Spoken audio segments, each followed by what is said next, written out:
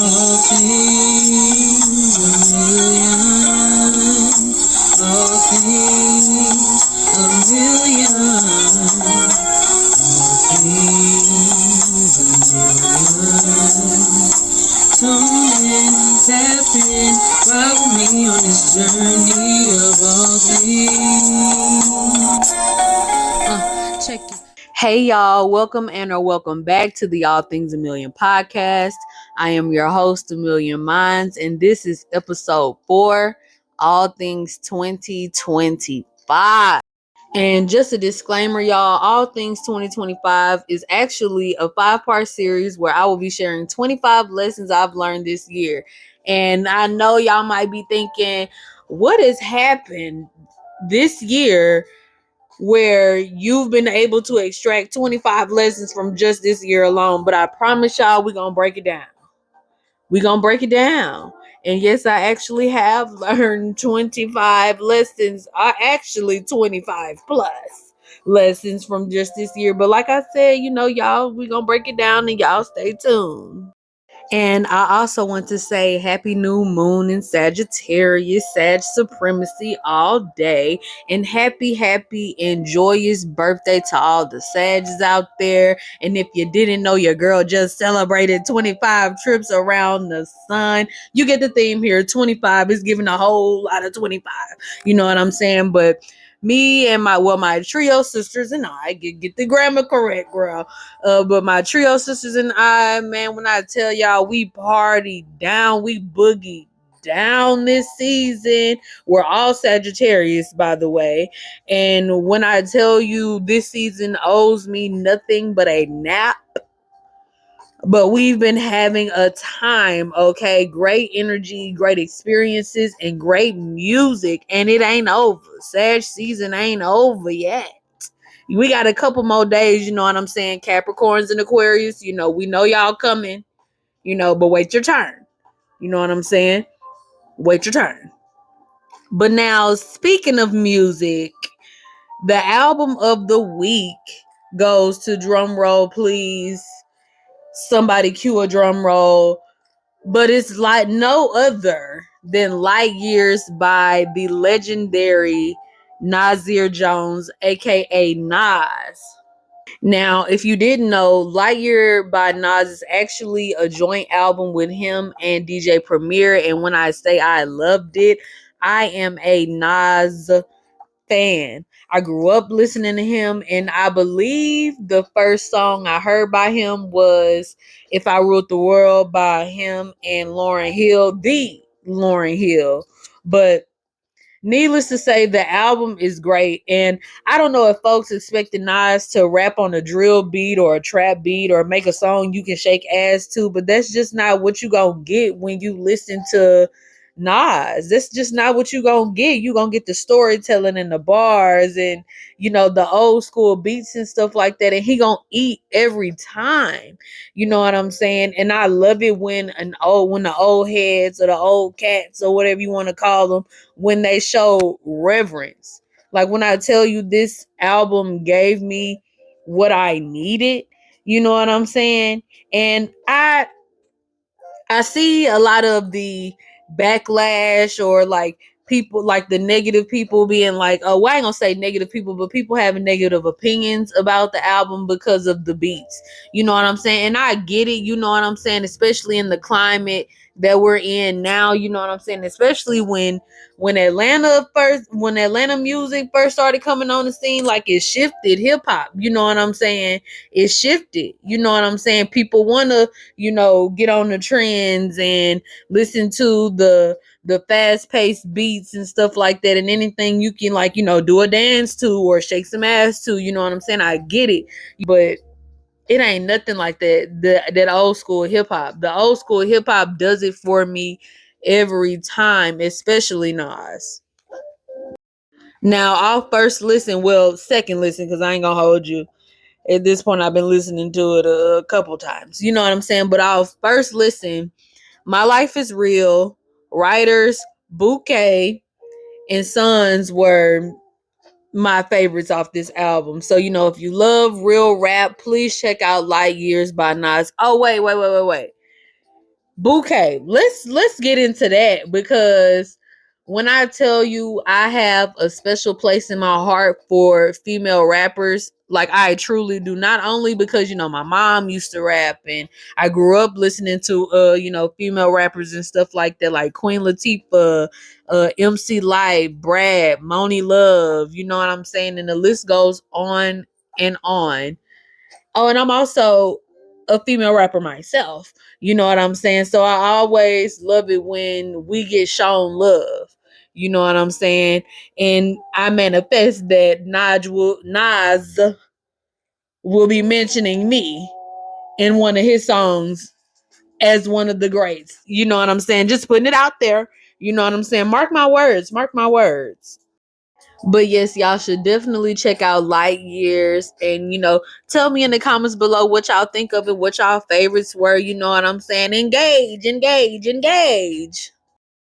But without further ado, y'all, let's get into these lessons. I would say that one of my biggest lessons this year was to have balance. You know what I'm saying? Like, am I pouring into myself as much as I'm pouring into other people? And if I'm pouring from my source, I should be pouring from my excess so I don't get burnt out and depleted. And, you, like they always say, you can't pour from an empty cup. And I always used to say, oh, such and such has first dibs on my time, or I used to throw away everything that I had to do in my plans and, sacrifice my sleep just to be present. You know what I'm saying? And don't get me wrong, being present and showing up is very important, but you also have to show up for yourself as well. And you can't be everything and everywhere for everybody, and you still haven't done the things that you need to do for you. You know what I'm saying? Because when you navigate like that, that leads to, not only does it lead to burnout, it also leads to resentment. You know what I'm saying? Self-inflicted resentment at that. So I've definitely learned to, have a balance and, just make sure that I get what I need to get done. And then we could play. Like how back in the day, your parents used to be like, if you just get your chores done already, you can play and be on your phone and rest and, and just be without shame. It was definitely a full circle moment this year. And to piggyback off of this balance lesson, my second lesson was also balance, but balance with work and my creative endeavors. You know what I'm saying?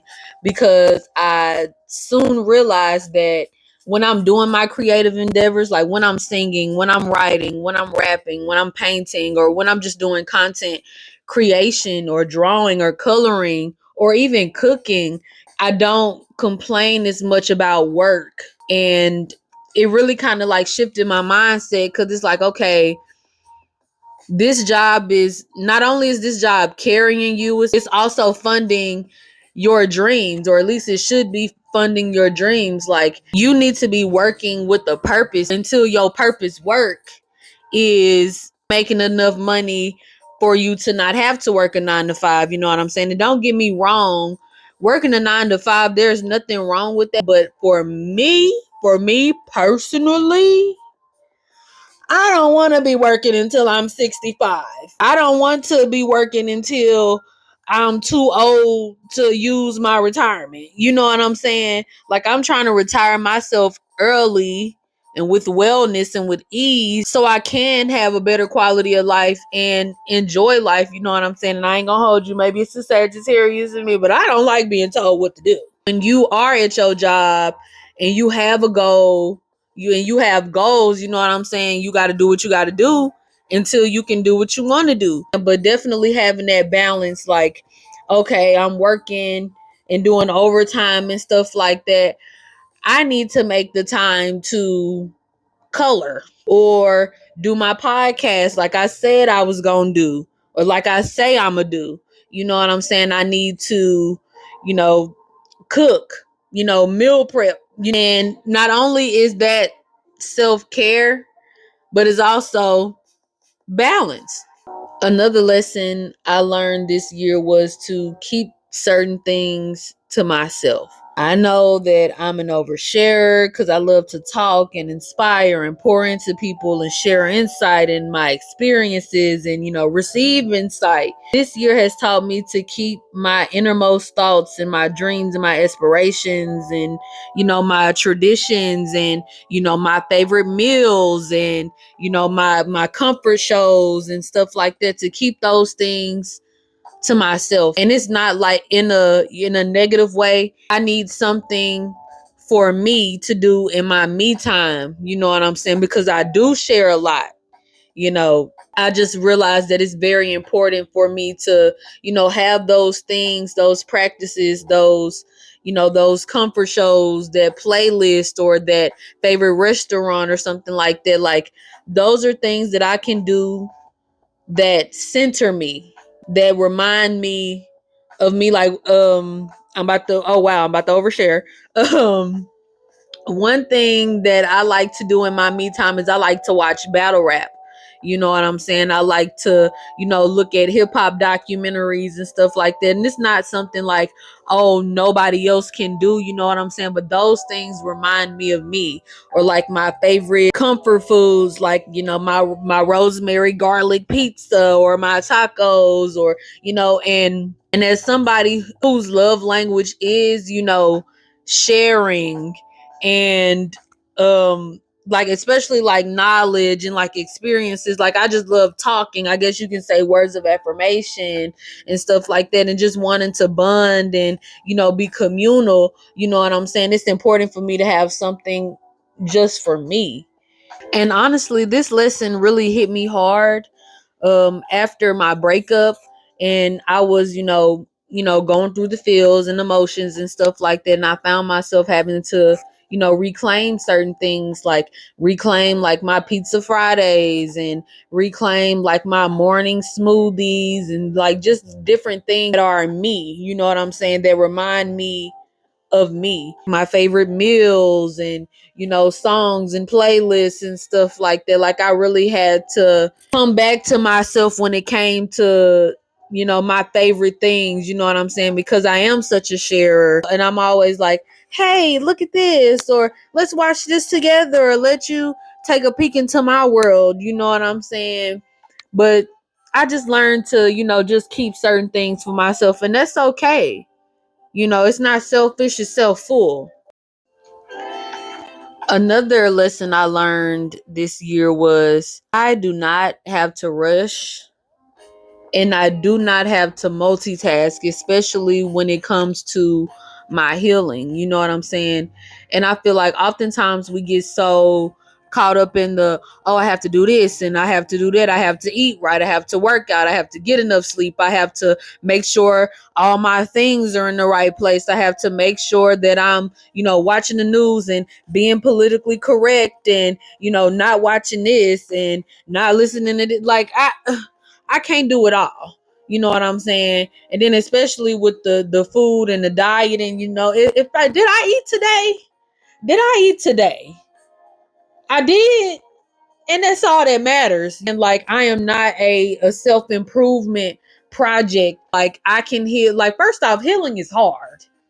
Healing is hard as a you know what. So if I want to have a day where I just watch Sims, or, well, not watch Sims, wow, play Sims, or, and just eat, chips, and, order a pizza or something like that after I done meal prep this week, and I done did my therapy session. If I want to have a day like that, so be it. You know what I'm saying? But the next day we're gonna get back on the horse, we're gonna get back on the horse, we're gonna get back on the saddle.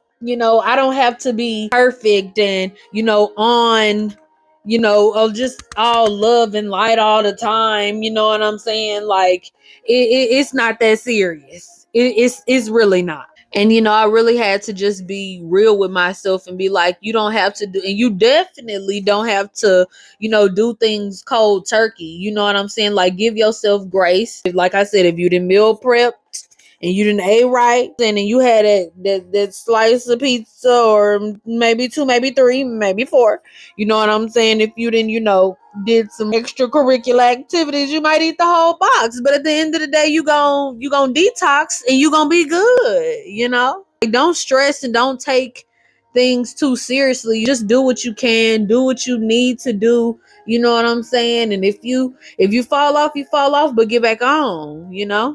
And another thing to add to that, I feel like the all love and light thing is very pushed in the spiritual community. And I'm just like, sometimes you can't always be the bigger person, because when it comes to certain situations, sometimes people need a good cussing out, a real good one too. You know what I'm saying? Not to ruin their whole day, but to make them reflect on their choices of coming to you with that foolishness. Sometimes you just got to, and it doesn't mean that, oh, if you cuss this person out, something bad will happen to you, or you won't get what you manifesting, or you won't get your blessing, or whatever. No. God seen where they had you messed up at. Sometimes they get the energy that they give out. You know what I'm saying? You might have been that person, karma. You know what I'm saying? You want to go around terrorizing people, and you done met the right one, and now you done got cussed out. And now maybe you won't go around being, who you are to people. Just just y'all don't mind me. But my final lesson of this episode, which I ain't gonna hold you, this might be top 3 out of this whole list. This might be in the top 3. And that is, I had to learn to feel my emotions and stop running away from them. You know what I'm saying? Like, all that I don't care and suppressing shit, like, all of that is over. Like, if I need to cry, I'm gonna cry.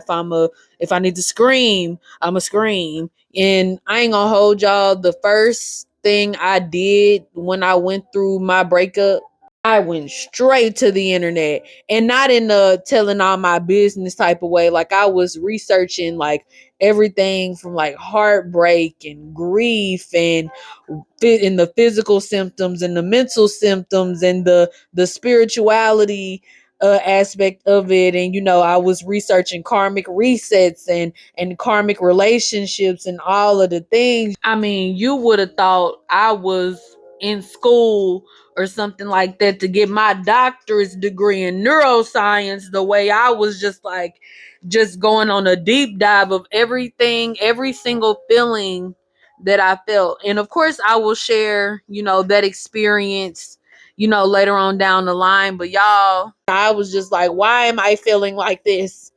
Why am I feeling like that? Why does my body feel like this? Or why is this happening? Why is that happening? You know what I'm saying? I got a reading. Like, when I tell you, I was trying to gain all the knowledge. And while they all helped me tremendously, I'm in therapy, but feeling them feelings, like sitting in that bed crying for days, not eating all of that. Like, I had to go through all of it. I ain't gonna hold you. I had to go through all of this so I wouldn't make the same mistakes, or I wouldn't continue the same cycle.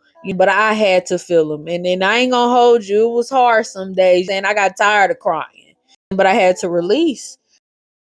And honestly, I truly had to turn that knowledge into wisdom. You know what I'm saying? Like, it's one thing to know, you know what I'm saying? It's one thing to know your trauma and know like why it happened and stuff like that. But when you implement that experience and you extract the lessons, you know what I'm saying, and you move different and you walk different, that's what turns it into wisdom, and that's what makes you not likely to repeat the same steps. Like a wise man once said, when you learn the lesson, it stops showing up. And it might test you one last time and be like, are you sure? You know what I'm saying? But after you pass those tests and you realize that the tests are actually tests, like, you good. You know what I'm saying? You in the game. You in the game and you playing. And if any of these lessons resonate with you, like you had to learn them this year as well, I want you to know that everything is working out for your good. And like, this is building character. It's strengthening that empathy muscle. It's strengthening those boundaries and your compassion and your discipline and your consistency. You know what I'm saying? Because temptation will happen, and you have to You have to leave it where it's at. You got to leave it where it's at so you can grow and so you can move on. And because going back to, what's familiar is so easy. And, it takes a bold motherfucker to be like, I don't know what my future looks like, but I know I can't go back to my past. I can extract the lessons from my past, but we're moving forward. And then I can't even vision it right now. Because I'm in that between stage, in between something old and, something new. And I'm in that waiting room. But let me tell you, when you get out on the other side, you's a bad mother, you know. But as I was saying, everything is working out for your good. You got this. You know what I'm saying? You can do all things. If it's a desire in your heart, you can have it in your hand. And with that being said, y'all have a wonderful day, a wonderful rest of your day, a wonderful weekend. And I shall see y'all next Friday at 12 p.m. And y'all stay tuned because I will be dropping my full theme song. You know what I'm saying? I've been, dibbling and dabbling and beat making. And when I tell y'all, like, give me a couple months, y'all, just wait and see and stay tuned. But next Friday, 12 p.m., all things 2025 part 2, 5 more lessons, another album of the week, you know what I'm saying? And we're gonna have us a good old funky time and a good old conversation. So y'all have a good one, and I'll catch y'all in the next one.